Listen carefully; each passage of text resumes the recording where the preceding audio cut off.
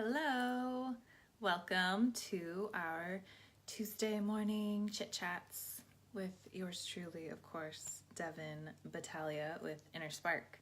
So, today, it's like the last day of July, right? Wow, 2018 is flying by. And my grandma used to always say that the older you get, time flies more quickly. And of course, when I was little, I was like, it doesn't even make sense. But she's right. Of course she's right. So today, embodiment for healing. Why, how, who, what, when, where, we're going to discuss. And also how we become so disconnected from our body, how it's kind of culturally ingrained to be disconnected from our bodies. And I'll share some practices for how to reconnect, and yeah, we'll take it from there. So in Western culture, we are basically taught to disconnect from our bodies at a young age. Like the way that schools are set up with bathroom breaks, or just kind of valuing doing over being, and valuing intellect over feeling, and valuing just kind of these external factors and external validation over our own embodied experiences. We're often told that something is in our head, or to tough it out, no pain, no gain, to mind over matter, just all of these things, which can be fantastic and have their place, certainly. And when it's imbalanced and we are valuing these things at the expense of our embodied sensorial experience, a great divide can take place, and that is pretty much, in a nutshell, the root of dis-ease and physical body suffering. We're also a culture that is obsessed with how the body looks over how it feels. So we're disconnected from this thing that we're also so obsessed with. And again, obsessed with its external appearance versus its feeling.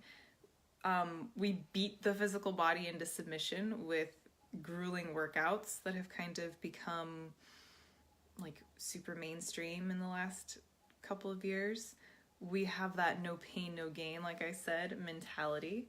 And most of us were taught exercise as punishment or for a grade, and in conditions that were oftentimes humiliating,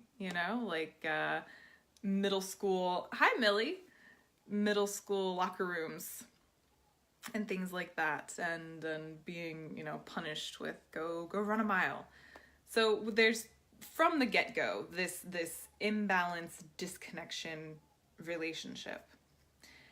And then add on top of that any kind of physical, hey Adele, any type of physical or emotional stress or trauma on top of that already kind of socially ingrained disconnection.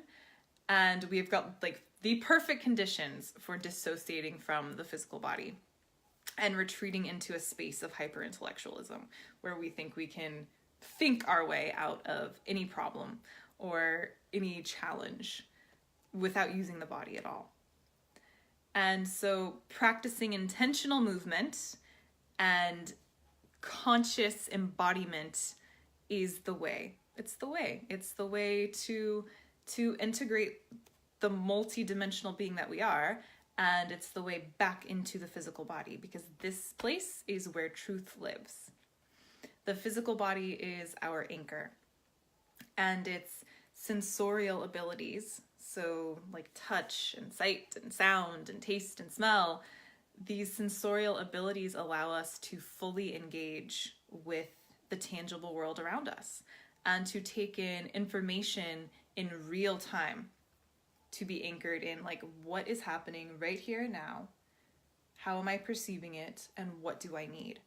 So taking it in real time versus the lag time and the illusions created by the mind. So the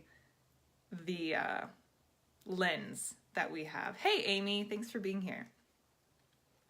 So when our physical body is ignored and isn't fully online and engaging in this thing called life with us, the poor mind works on overdrive, and we get swept up in a like disembodied half-truth of who we are, of the world around us, of our existence, of our purpose, of all of these things. And that leads us to feeling empty and numb and void and insatiably hungry for life, like all at the same time. It's like we are headless chickens just running around, like disconnected and needing these things and not knowing quite what they are, not knowing how to go about them, and realizing like, oh, hey, the like treasure trove of wonder and the answer to all of these things I'm like carrying around with me in this meat suit. So we forget about pleasure, right? And you know, I love talking about pleasure. That was the second piece of true healing. If you have been following along and caught that one, pleasure lives here. And when we are out of the body and forgetting about pleasure, we become addicted to quick fixes of pleasure that actually leave us more depleted and hungrier, literally or metaphorically, in the long run. And so the subtle creates the gross, and the subtle dysfunctions and misalignments on the emotional, mental, and spiritual levels manifest in the physical body and in our tangible lives. So again, intentional embodiment and conscious movement practices are the way. So I think I've like sold the why and the rationale behind what these things are doing for us. So how do we do it? How do we bring it into our lives? And is it this like elusive thing that I have to learn to do and like take a class? And it's like, yes and no. Okay. So the difference between exercise, for example, and movement is subtle, yet really profound, as most subtle things tend to be, right? The subtle creates the gross after all. So the difference is subtle, yet it can be like life-changing. With my clients and with myself, I don't like using the word exercise. I have found that too many of us have, hey Robin, too many of us have a negative connotation associated with it.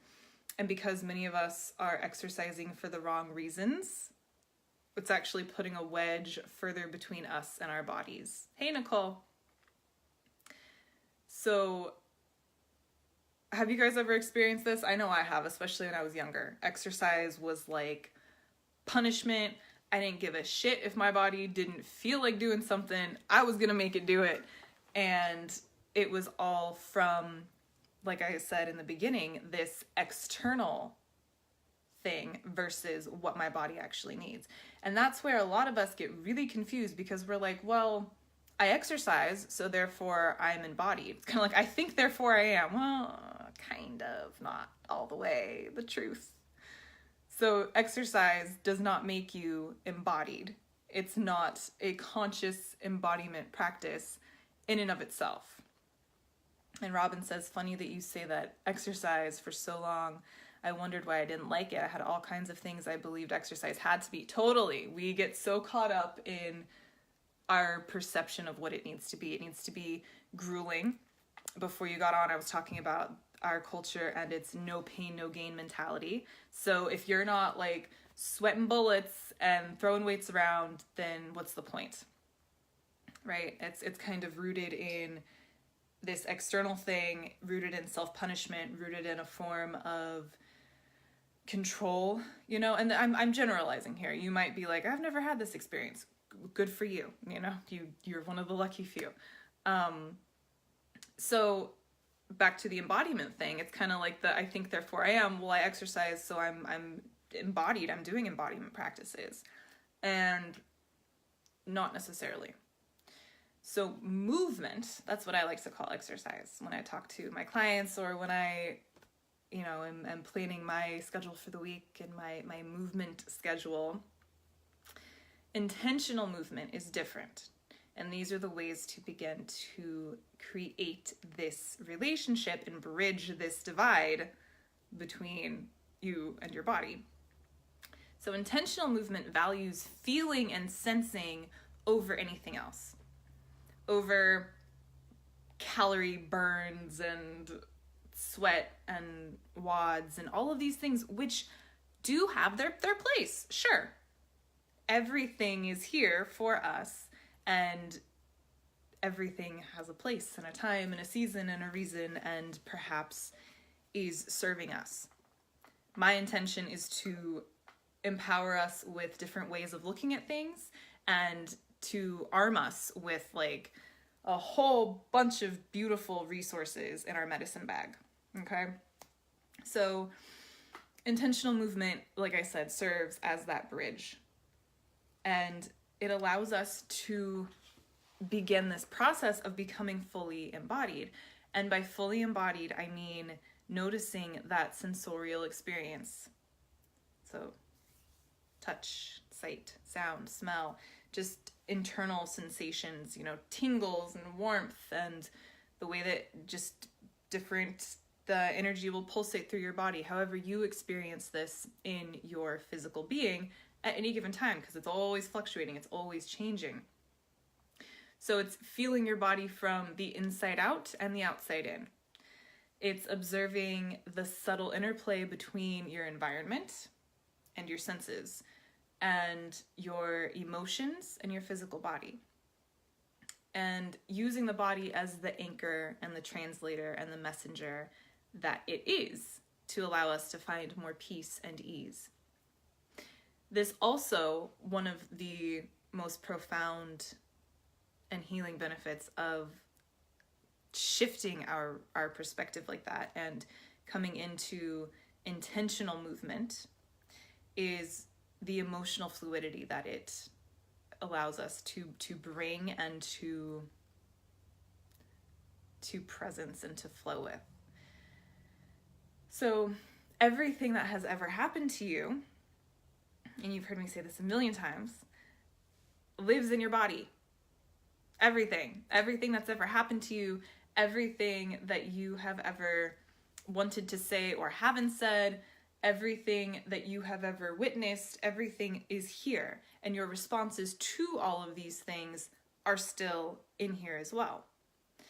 And emotions are physiological responses and energy that must keep moving. So what do I mean by a physiological response? Well, each emotion has an energetic signature that registers in your physical body as something. There is a physiological response. So like anger, for example, registers differently than ecstatic joy. They all bring about some type of change in the body. And if we're disconnected, we're not really feeling it. And so then the kind of risk comes in when we're so disconnected and we're working with a backlog of stuff, and we're unable to really feel into how that is not serving us, how that is showing up in the physical body, how these unprocessed things live in us. And when we begin our healing work and our inner work, and we're still not doing it in a way that's anchored into the body, we're still missing these cues. So it's beautiful that we start to unravel the layers and open it up, but if we're not feeling into just, okay, when I go back to that time in my life and unwrap my issues with my mother, I feel that in my stomach. All right, there's something there. So it helps us to really just, it's difficult to put in words because it's such a deep, visceral, and unique response. And I love working with my clients with this because it's like everyone has their own different reactions, and it's simply fascinating. So when we are really in touch, we can begin to feel these things. We can start to know patterns. We can start to feel like, okay, I'm having that sensation. That tells me this. That tells me that, this old story is about to creep up. Or work it the other way. this old story is creeping up. I'm feeling that pulsating thing in my leg. Or maybe it's not the same thing every time. The point is, you have this utterly fascinating body and like lifetime of experiences that you're carrying around with you. And you get to be this epic investigator and observer and your own healer and your own coach and your own medicine woman, whatever resonates with you as you go through these things, and really use all of the resources and look through all layers of your being. Have you guys had any experiences with this? And Robin, finding pleasure in moving. Yes. Are you talking about the law of perpetual transmutation of energy? Maybe. I don't know.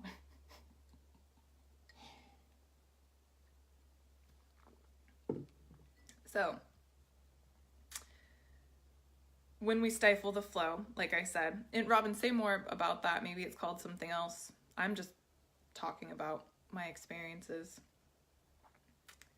I always love if I do this a lot. I'll be talking about something and someone will be like, is that blah, blah, blah? Or, oh, that sounds a lot like this. And I'm just like, okay. Just coming from my head. Or not my head, my body. See what I did? Coming from my body. So, thighs, hips, stomach, and shoulders tend to be key places where these things wind up living. Where do you guys store some of these things? And have you ever worked intentionally with communicating with body parts? We talked a lot about this in the first piece of True Healing, the its embodiment as well, and communing with these different areas and the stuff that is stored there. I know for me, it is my stomach. It's when I am stressed, it's like perpetually clenched, and especially down into the pelvic floor region as well. So it's like the whole low belly up to solar plexus can just be like total clenched and in knots.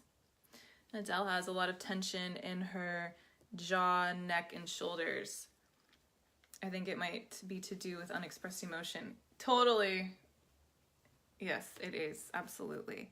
And jaw, neck, and shoulders, especially this region, has a lot to do with, yes, unexpressed emotion, like pretty much can be said for everything in the whole body. And it becomes really fun when we work with the specific body parts. And this area really tends to be like unexpressed truth, unexpressed feelings, and things that long to be like said. So if somebody has done us wrong, or if there's something that, if a boundary has been crossed, maybe a betrayal and we didn't speak up for ourselves. So things that long to come, come through. And as I talked, I don't remember, all the weeks are kind of blurring into each other now. That's also, we will see a lot in cases of hypothyroidism. Totally. And I've had a lot of clients work to improve their cases of that through digging in and kind of understanding, like, okay, what am I suppressing? What am I holding on to that longs to be said? And oftentimes it can be like repressed memories. It can be, like I said, a big one that I see a lot, and I already said this, but I feel called to elaborate right now, is when we have been wronged and we just kind of let it go, kind of caretake, or completely just not speak up for ourselves, somebody that has betrayed us or somebody that has done us wrong. So there's like this kind of almost shame on top, like we internalize their wrongdoing. So I don't know if that's making sense or resonating with anybody, but yeah, that's a lot of a lot of this area. And Robin, oh, the universal law. Oh, all persons have within them the power to change. My phone's not letting me. The condition of their lives. Higher vibrations consume and transform lower ones. Thus, each of us can change the energies in our lives by understanding the universal law and applying them. Sorry, my phone's not letting me finish it. That's beautiful. And I think I have heard that before. And I told, like, yes, we all have that power. Absolutely. And Robin, mine is knots and muscles, especially my left shoulder, neck, and low back towards the right side. Yeah. Have you ever worked with, like, digging in there? And I'm going to share a practice here in a little bit. So we're like, I've sold the why this is so important and how things live in there. And now we're like, oh, hey, body, you are talking to me all the time. What do you have to say? And then I'll share a practice. So now we're starting to see like, oh, yes, there's wisdom and like ancient stuff in here to be shared with me. Muscle left side and low back towards the right. Yeah, and I'm sure you're familiar. The left side is our more feminine side.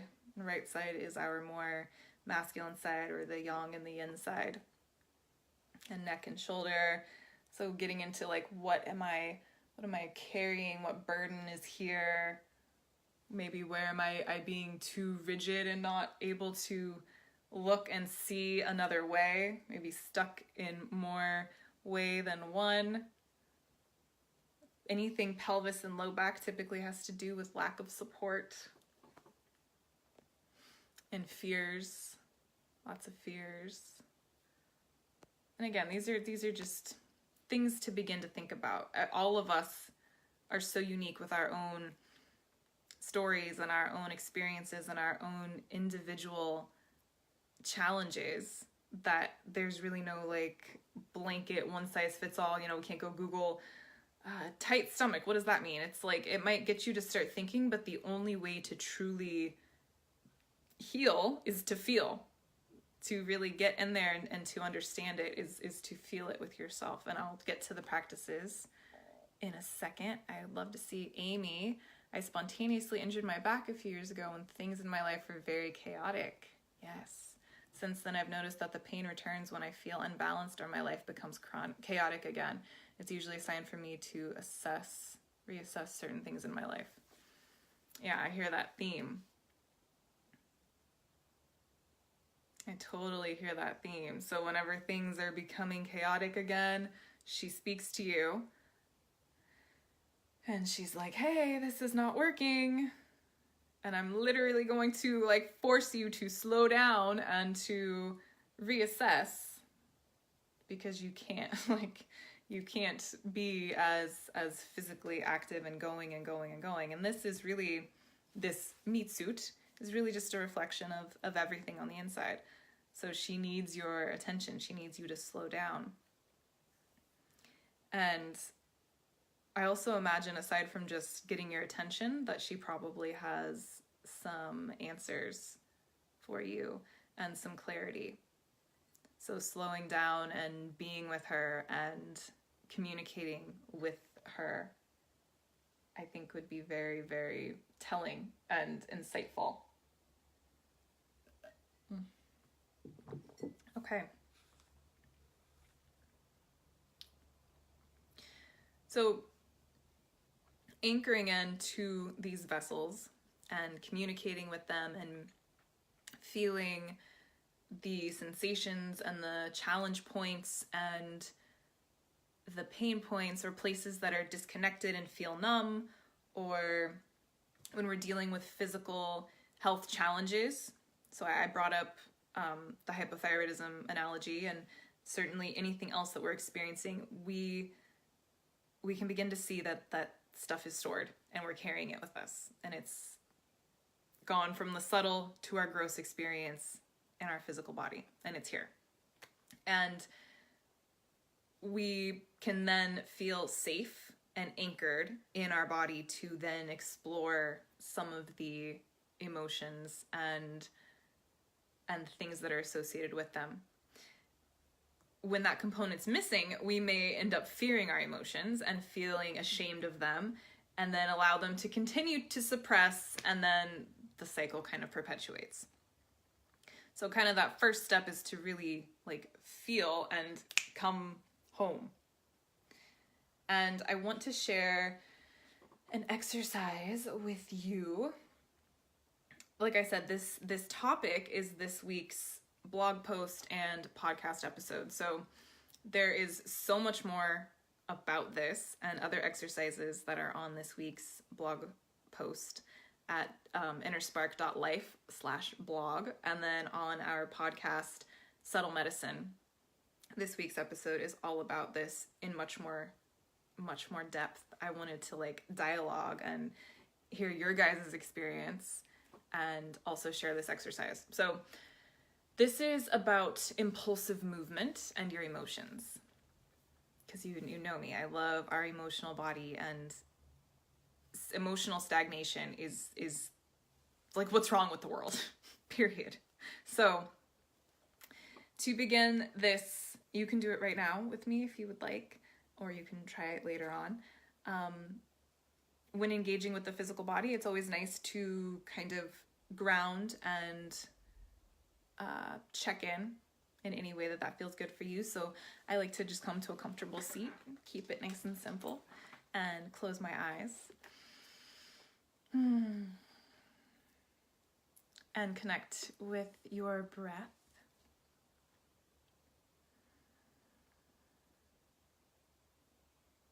And just slow it down. And observe right now when you close your eyes, do they feel twitchy? Do you feel energetically kind of jacked up, a little crazy? Do you feel calm and still?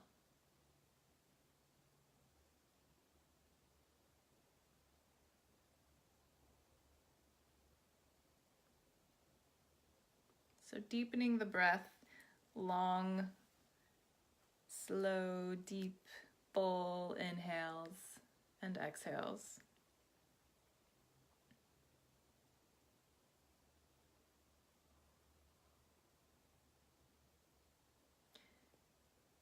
And breathe your next inhale as though your toes are little straws. You can just suck in air, nourishing every cell, all the way down to your beautiful little toes, just filling up. Every square particle of you gets to be kissed by the air. So tuning into bringing the whole body into your awareness. And from there, noticing any sensations that arise in the body. Anything at all. A particular body part that just feels like it needs to be in your awareness.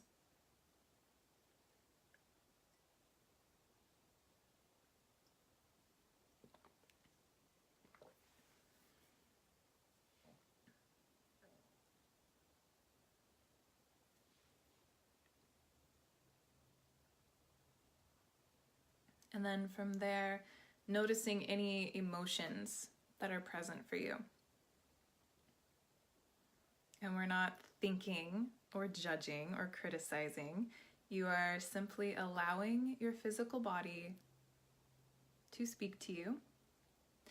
And you are noticing any emotion that arises as you hold this physical body part, this physical body sensation in your awareness.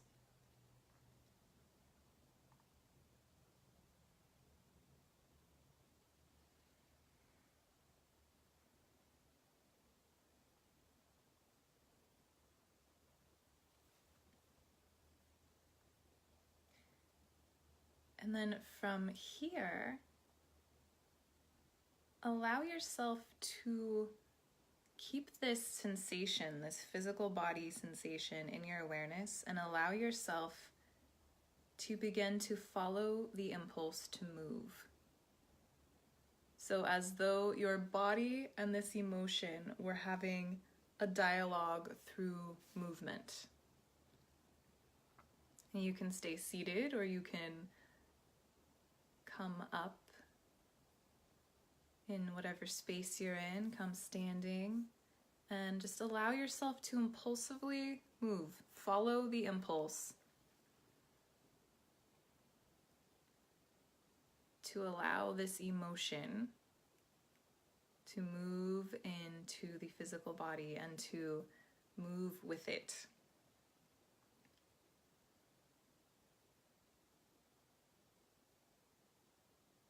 And stay connected to breath. And stay connected to bodily sensation, noticing if it starts to shift.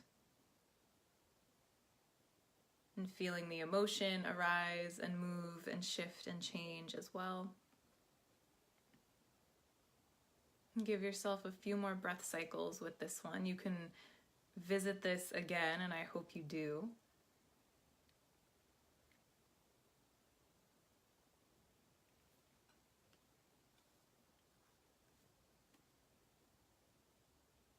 And continue breathing, moving, allowing the physical body sensation and emotion to influence this impulse to move.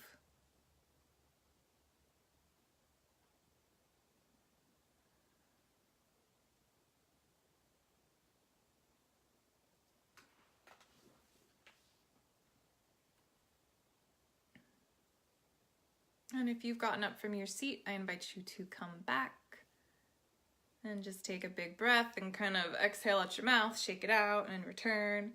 And if you'd love to share any experience with that or anything that came up for you, please do.